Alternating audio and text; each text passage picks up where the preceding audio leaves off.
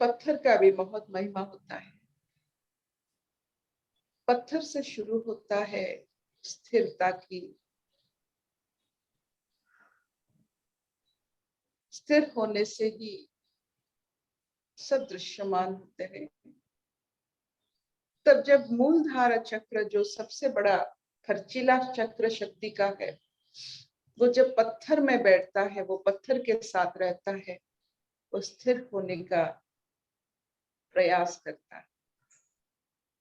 इसलिए हम पत्थर में बैठते हैं, जो बदलता नहीं। पानी में कोई नहीं बैठता है, वायु में कोई नहीं बैठता है, अग्नि में कोई नहीं बैठता है, पत्थर में बैठते हैं हम सब।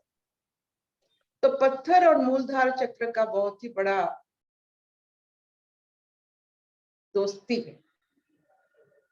जितने स्थिरता में हम बैठेंगे, जितना पत्थर में बैठेंगे, जितना पत्थर के साथ अपने मूलधारा को, चक्र को, उसके साथ समझौता करेंगे, उतना वो खर्चीला, बहुत सारे हमारे शक्तियां ये मूलधारा चक्र में खर्च हो जाता है।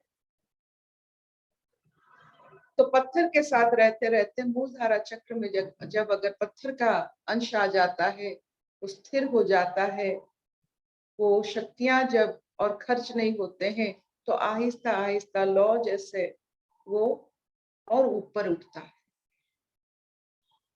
तो ये जो बैठना होता है, वो स्थिरता का, मूलधारा चक्र के ऊपर उसका बहुत गंभीर, जो कहते हैं, असर पड़ता है। बैठिए।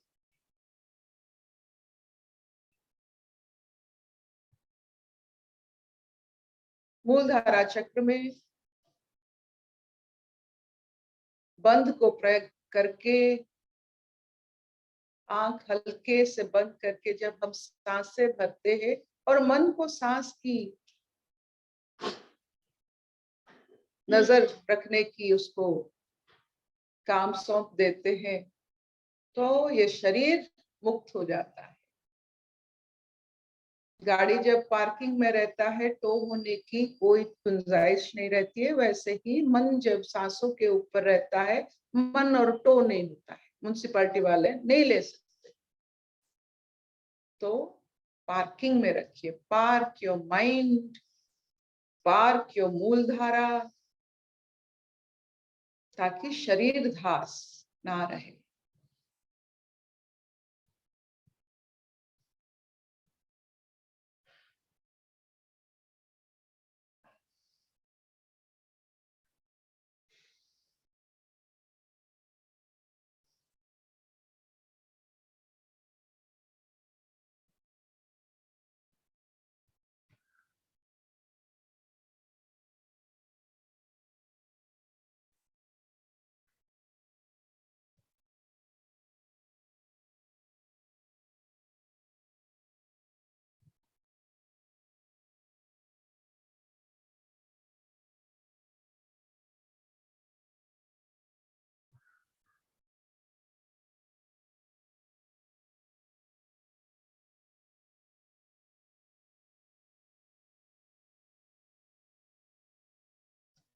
ओम कारनाद।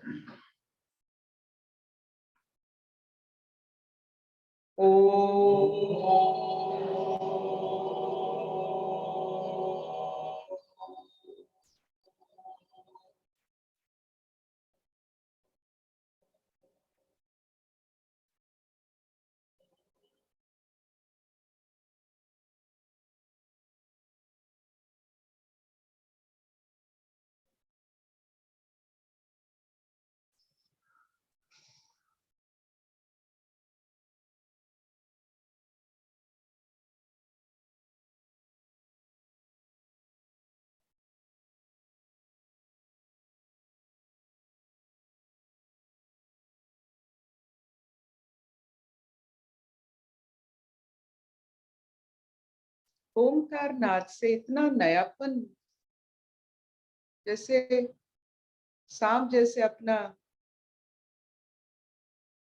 जो हम उसका ऊपर वाला चर्म जब निकाल देता है, उसमें जब नयापन आ जाता है, वैसे ही ओमकार नाद से हमारा जैसे पुराना हिसाब किताब सब चुकता हो जा रहा है।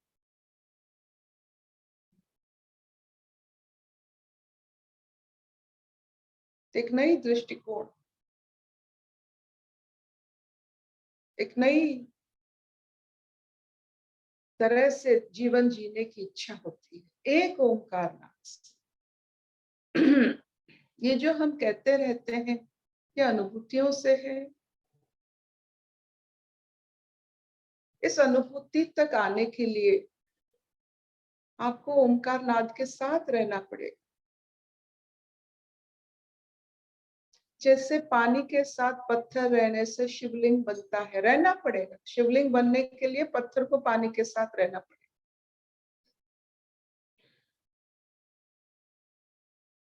शिवलिंग कोई बनाते नहीं है, जो शिवलिंग है वो बना है प्राकृतिक तौर पर, पानी के साथ पत्थर रहते रहते।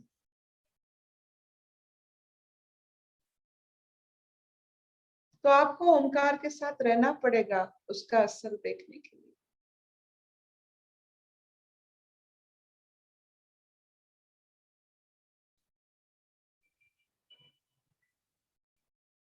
तो आज का सांख्य योग में हम चलते हैं। कल तो हमें पता चला कि आत्मा को ना वाणी से ना मन से उसका वर्णन किया जा सकता है। तो अर्जुन को तो श्री कृष्ण बार बार ये आत्मा और शरीर, ये दोनों का प्रभेद समझाने के लिए कितने सारे शब्द की प्रयोग किए, और आखिरी में कहते हैं कि शब्दों से आत्मा की निरूपण, आत्मा को अनुभव नहीं किया जा सकता है। इसका मतलब हुआ अभी समय आ गया है अर्जुन, तू खुद अनुभव कर। तूने इतना सारा संसार में अपने निष्ठा के कारण इतना सारा साधना किया है। तेरे जैसा धनुर्धर, तेरे जैसा वीर, तेरे जैसा उत्तम स्वभाव की आर्य इस संसार में कोई नहीं है। लेकिन इसका जो श्रेय बनता है, जो तेरे मन में, तेरे तन में इतने सारे प्रश्न आते हैं, द्विधा आती है, द्वंद्व आते हैं, इसका मतलब है तू कच्चा है। इतने सारे तूने जो इस संसार में नाम कमाया है, पक्का नहीं कमाया, ये सब चला जाएगा। एक बार अर्जुन ने गांडीव छोड़ दिया, उसका मतलब है सारा संसार, जितना भी आर्यव्रत है, जितने जानते हैं, उनका परिवार, सब कोई, किसी के ऊपर और विश्वास नहीं रहेगा कि अंत तक कोई अपना धर्म निभा सकता है। जैसे हम सिनेमा में देखते हैं कि कोई अच्छा ऑफिसर को बहुत, ये जो विलेन होते हैं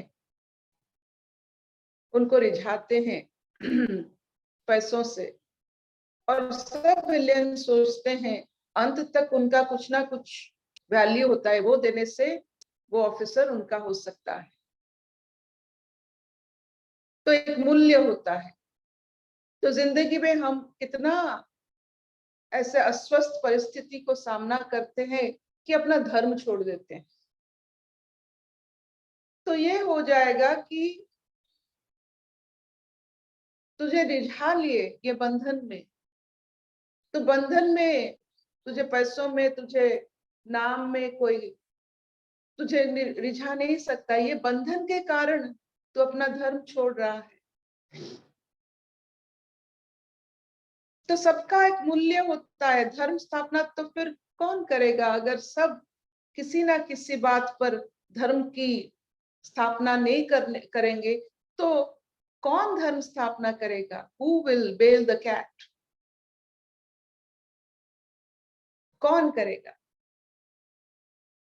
जिसका ट्रैक रिकॉर्ड इतना अच्छा है? कोई उसको रिझा नहीं सका अभी तक। हर समय अव्वल, हर चीज में अव्वल, हर चीज में साधक के तरह निष्ठावान। ये सब किस लिए? अंत तक। ये अंत क्या होता है? धर्म की रक्षा। ये धर्म क्या होता है? जिसके कारण सब में अच्छा और बुरा का विविध भाव समझ में आ जाए।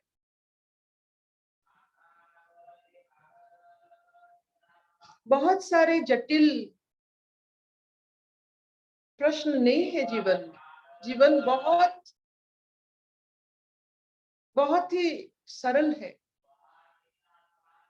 जब जटिल भाव आता है इसका मतलब धर्म खतरे में है। जब आपके जीवन में सादगी है, सरलता है, तब तक आप धर्म के साथ। अगर जटिलता आ रहा है, थोड़ा ठहर जाइए, उसमें धर्म स्थापन कीजिए। इस बात को भगवान कृष्ण अपने मित्र अर्जुन को यही समझा रहे हैं।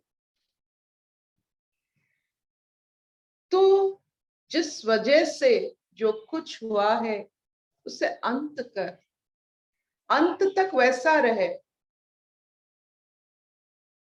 अंत तक अपने आप को संभालना। किसी भी परिस्थिति में धर्म रक्षा करना ये बहुत मुश्किल बात होती है। हमने देखा, आपने देखा, इतने सारे हिंदी पिक्चर देखते हैं कि हम कभी कभी पैसों के कारण, बंधन के कारण हम धर्म रक्षा नहीं कर पाते। वैसा ही अर्जुन बंधन के कारण वो नहीं धर्म रक्षा कर पाता है। तो उसको क्या समझा जा रहा है कि तू किसी को नहीं मार रहा है, यही समझा जा रहा है। इसी वजह से आत्म बोध को सामने लाया जा रहा है, ताकि तेरे में जो गिल्ट है वो ना रहे।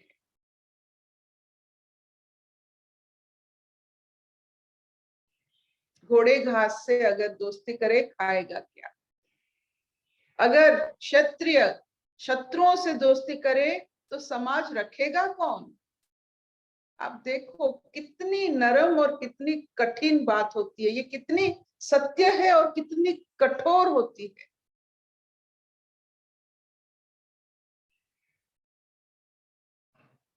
तो ये जो कठिन कठोर बात सब करते हैं, ये क्षत्रिय है। घर में पिता क्षत्रिय होता है,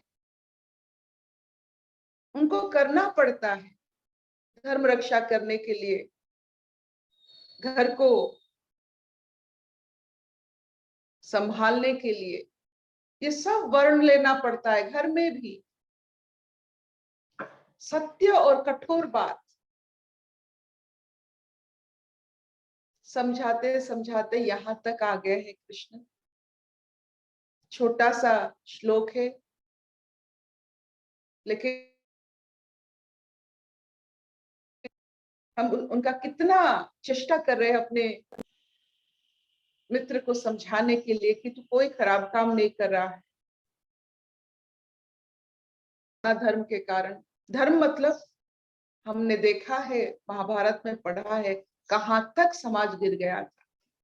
उसको रक्षा करने के कारण अगर युद्ध हो रहा है तो युद्ध कर। तो पढ़ते हैं द 30th श्लोक का। इस श्लोक का आत्मा के ऊपर विश्लेषण है। देहि नित्यम अवध्य अयम, देहे सर्वस्य भारत, तस्मात् सर्वाणि भूतानि न त्वं शोचितुम अर्हसि। जब हम सोते हैं बहुत सारे स्वप्न देखते हैं। कभी कभी ऐसा स्वप्न देखते हैं कोई हमें मारने के लिए आ रहा है, और जब हम उठ जाते हैं पसीना पसीना भी हो जाते हैं। तो एक स्वप्न भी अपने शरीर के ऊपर इतना प्रभाव डाल सकता है। स्वप्न से शरीर के ऊपर पसीना आ सकता है, डर आ सकता है, हृदपिंड हार्ट बीट बढ़ सकता है स्वप्न में होने की बात की वजह से। तो जो असत्य है, असत्य का भी असर शरीर के ऊपर पड़ता है। तू जो सोच रहा है वो असत्य है, इसीलिए तू ऐसा है। तो स्वप्न में ये सब कर रहा है, सच्चाई नहीं देख पा रहा है।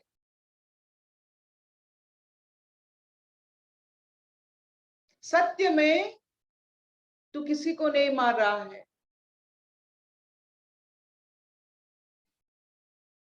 सत्य में आत्मा मरता नहीं है, आत्मा का कोई बदलाव नहीं है, वो परिवर्तनशील नहीं है। ये सच्चाई है, ये वास्तवता है, और ये संसार स्वप्न है।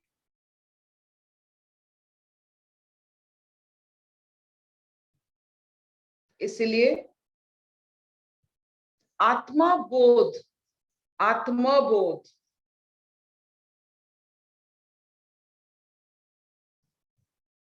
इसी बोध से तू युद्ध कर, आत्मबोध से युद्ध कर। इस शरीर धास में लिपटे हुए इन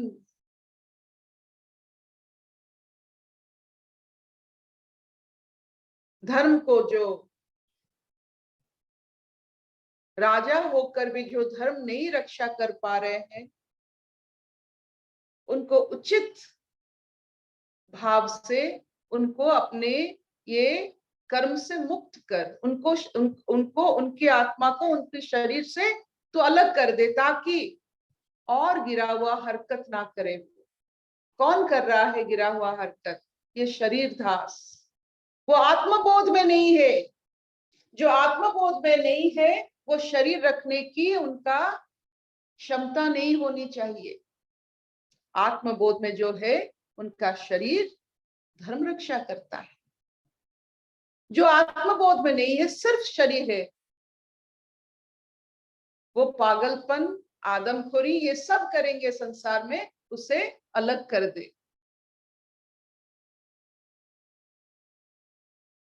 ये बहुत बड़ा चेतना है।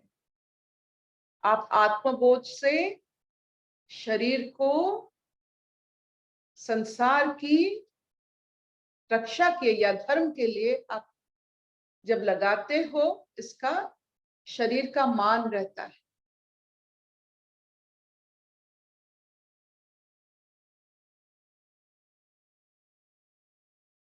बिना आत्मबोध शरीर का कोई महिमा नहीं, ये नष्ट होता है, हो जाने दो।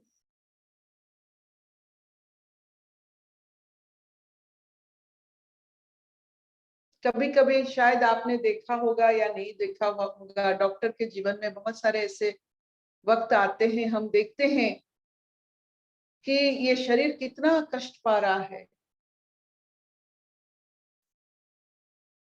आप भी कभी कभी प्रार्थना कर लेते हैं, हे ईश्वर इन्हें शरीर से मुक्त कर दे। शरीर जब धर्म नहीं रक्षा कर पाता है, वो बोझ बनता है धरती पर, आत्मा पर, सब पर। हर वक्त हमें धर्म रक्षा करनी चाहिए जिसमें इस संसार में विश्वास बढ़े, सुगंध बढ़े, भाईचारा बढ़े, सब सबको विश्वास करे। ये अविश्वास जो होता है वो अधर्म का एक छोटा सा लेकिन बहुत ही बड़ा द्वार होता है अधर्म के लिए। अविश्वास से अधर्म ज्यादा समय नहीं लगता। अविश्वासी बनना, अधर्म का प्रतिष्ठा करना। Will this do? चलिबो? चलिबो चलिबो।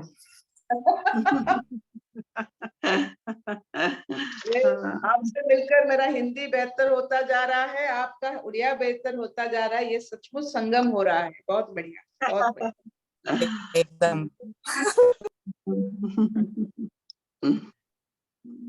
माँ, are you there? मम्मा। अच्छा।